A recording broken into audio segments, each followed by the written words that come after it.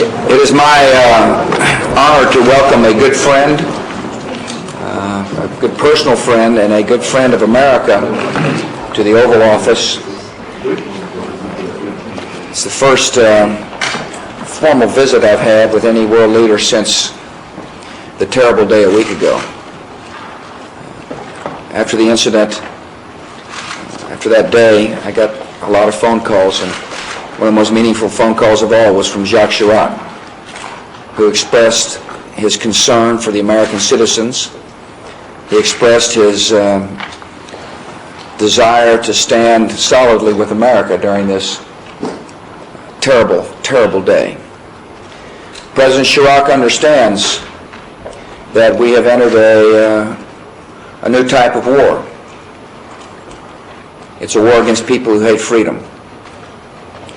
And I am honored to welcome our friend here to the Oval Office. Welcome, sir. Thank you.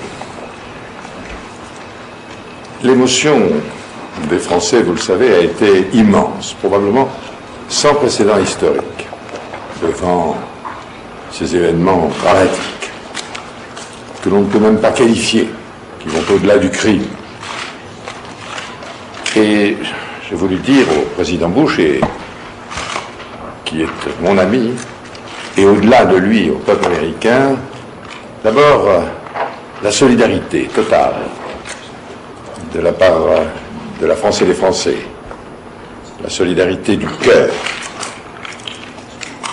J'ai voulu lui dire aussi et leur dire notre détermination, qui est sans réserve, pour lutter avec toute l'efficacité nécessaire contre ce nouveau type de mal absolu qu'évoquait à l'instant le président et qu'est le terrorisme. Et je voulais également lui dire et leur dire la disponibilité de la France pour discuter de tous les moyens à mettre en œuvre pour que cette lutte contre le terrorisme soit efficace et qu'on puisse réellement éradiquer ce mal de notre temps. Yes, Ron. Sir, do you expect French? Just a minute. He speaks French. I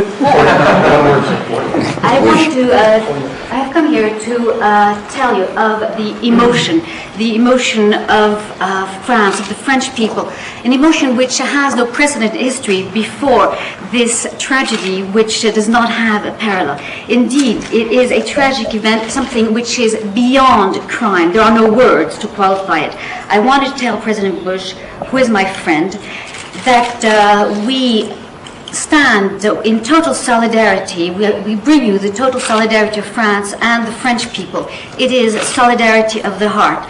And I also wanted to say that we are completely determined to fight by your side this new type of evil, of absolute evil, which is terrorism. And I also wanted to say that France is prepared and available to discuss all means to fight and eradicate this evil. Thank you, sir. Yeah, Ron. Mr. President, sir, do you expect French and British soldiers to fight side by side with ours? And President Chirac, do you agree that we are in a war? And is France in it? Will you fight side by side with U.S. troops?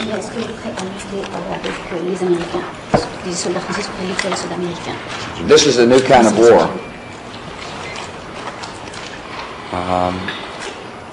This war will require determination and patience. People who love freedom, such as Jacques Chirac and the people of France, will join us. I'm confident of that. In finding those who feel like they can terrorize nations because they hate freedom. It's a policy of my government not to discuss any plans we may have as to how we intend to deal with the terrorists and the terrorist networks that believe they can disrupt lives any place, any time in the world. I look forward to talking with one of our strongest allies in private about what's on my mind. But make no mistake about it, this administration has got a firm goal and a determination to achieve the goal.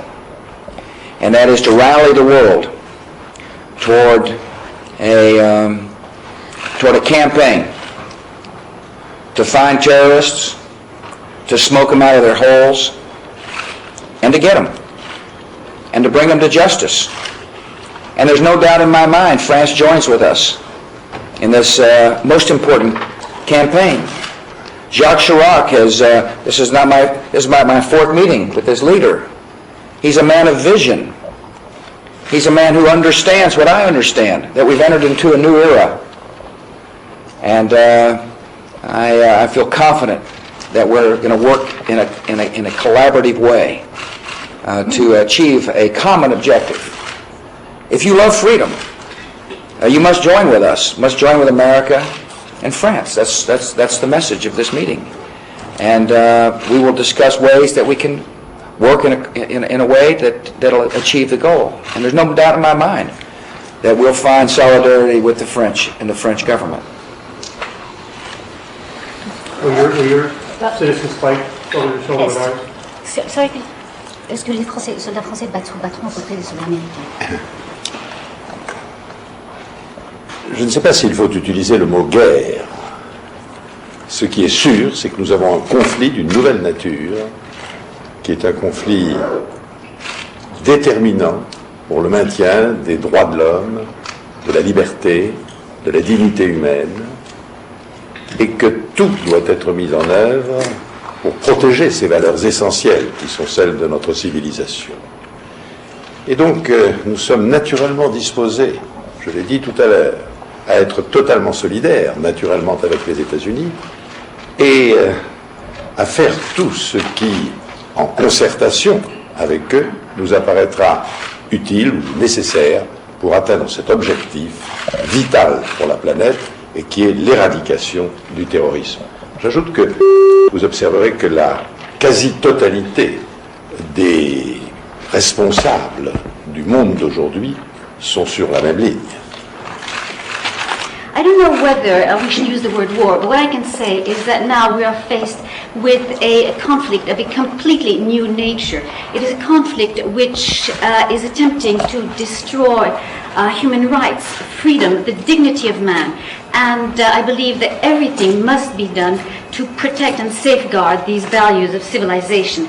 Therefore, and we are naturally prepared to work in complete solidarity with the United States and do everything which is necessary in consultation with them to reach this target, which is the elimination of terrorism. And I would also like to add that practically all the leaders of the world are following the same line.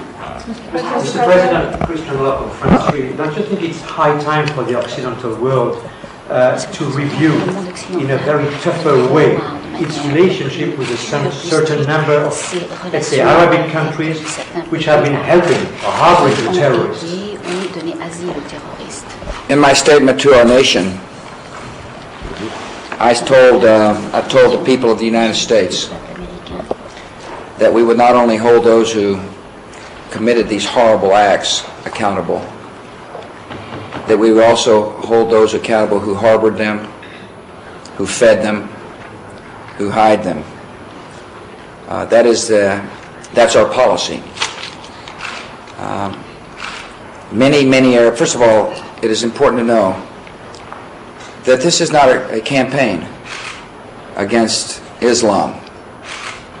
This is not a campaign against Arab people. This is a campaign against terrorists. This is a campaign against evildoers who hate freedom.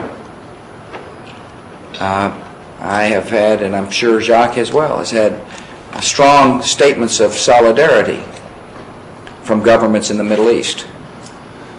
I've talked to many world leaders, Arab leaders, all of whom are outraged by the acts of terrorism against America, all of whom understand it could be them as well. Terrorism knows no borders.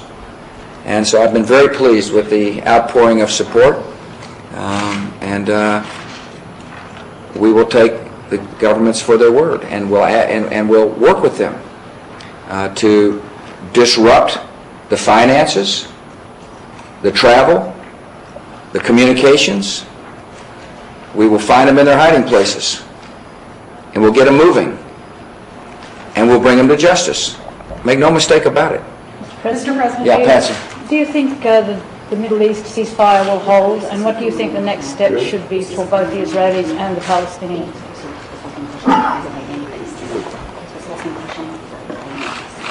We've had very positive developments in the Middle East today, and it's one of the subjects that my friend and I will discuss. I was very pleased by the statements by Chairman Arafat, followed by the strong statements by the Israelis that they would stand down troops. And I hope in my heart of hearts that out of this evil comes good. I think it will. I'm a very optimistic person. And one of the goods that can come is that people involved with the Middle East conflict that both leaders here want to resolve realize that a terrorist way of life is not going to lead to a peaceful resolution for people.